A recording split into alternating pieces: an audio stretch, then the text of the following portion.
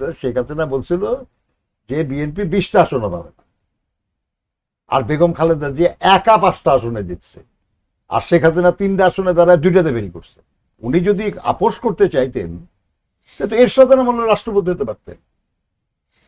এরশাদ তো ক্ষমতায় টিকা থাকার জন্য, মনে আছে যখন দায়িত্ব নিল এরশাদ, তার মঞ্চে মিটিং টিটিং মঞ্চে ধানের শীষ ঝুলায় রাখতো, জিয়া রহমানের ছবি ঝুলায় রাখতো শুরুর দিকে, এবং লোক পাঠাইয়া নিজে যে ম্যাডামকে উদ্যুক্ত করার চেষ্টা করছে যে আপনি আমাকে সহযোগিতা করেন, আপনি যে কোনো একটা পদে আসেন, আপনি দায়িত্ব নেন, মুখ করেন।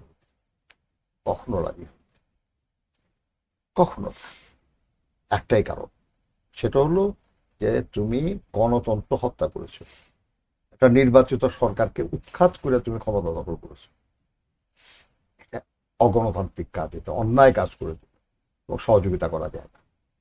এবং জীবনের শেষ দিন পর্যন্ত এই গণতন্ত্রের পক্ষেই থাকলেন তিনি, এখান থেকে তাকে সরানো যায় নাই। এরশাদের বিরুদ্ধে অবিরাম লড়াই করলেন তিনি, এবং 9টা বছর কত রকমের সমালোচনা হয়েছে তার, কত রকমের ভয়ভীতি দেখানো হয়েছে। 86 নির্বাচনে অংশগ্রহণ না করলে বিএনপি নিঃশেষ হয়ে যাবে, বিএনপি ভেঙে যাবে, আবার অনেক কথা বলা হয়েছে আর কি। বলেছেন যে দেখেন, আমরা জনগণকে বলেছি যে আমরা স্বৈরাচারের অধীনে নির্বাচনে যাব না। আমরা যদি সেই কথা না রাখি তাহলে জনগণ আমাদেরকে বিশ্বাস করবে কেন? আর জনগণই যদি আমাদেরকে বিশ্বাস না করে, জনগণই যদি আমাদেরকে শ্রদ্ধা না করে, জনগণই যদি আমাদেরকে মনে করে যে আমরা বিশ্বাস ভঙ্গকারী, তাহলে রাজনীতি হবে কেন? এই রাজনীতি তো মর্যাদার না, অমর্যাদার রাজনীতি। আমি তো করবো না। জনগণকে কথা দিছি যে যাব না নির্বাচনে। তাতে যদি বিএনপি নিঃশেষ হয়ে যায়, তাতে যদি আমার দলের কিছু লোক চলে যায়, আই ডোন্ট কেয়ার। কিন্তু দেখেন, ইতিহাস সাক্ষী, ওই একটা সিদ্ধান্ত তাকে আপোষহীন দেশনেত্রী বানাইছে, ওই একটা সিদ্ধান্ত তাকে 1991 সালের নির্বাচনে বিজয়ী করেছে। যে নির্বাচনে আওয়ামী লীগের নেতা শেখ হাসিনা বলছিল যে বিএনপি 20টা আসনে পাবে না, আর বেগম খালেদা জিয়া একা 5টা আসনে দিচ্ছে, আর শেখ হাসিনা 3টা আসনে দ্বারা 2টাতে বেরি করছে।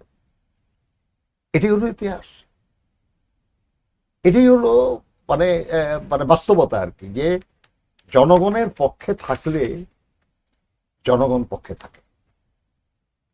দেখেন, এই তার জানা যায় যে এত বিপুল সংখ্যক মানুষের সমাগম, একটা কফিনের পিছনে সারা দেশ দাঁড়ায় গেল, এটা কি এমনিতে? উনি জনগণের পক্ষে দাঁড়িয়েছিলেন আজীবন, আমৃত্যু। জনগণও তার পক্ষে দাঁড়ায় গেল, দলমত নির্বিশেষে। এত বড় সমাবেশ বাংলাদেশের ইতিহাসে তো হয় নাই। কিন্তু এত বড় সমাবেশ করার জন্য তো বিএনপির একটা পয়সা খরচ করতে হয় নাই। সবাই স্বতঃস্ফূর্ত ভাবে আসছে, সারা দেশ থেকে লোক আসছে।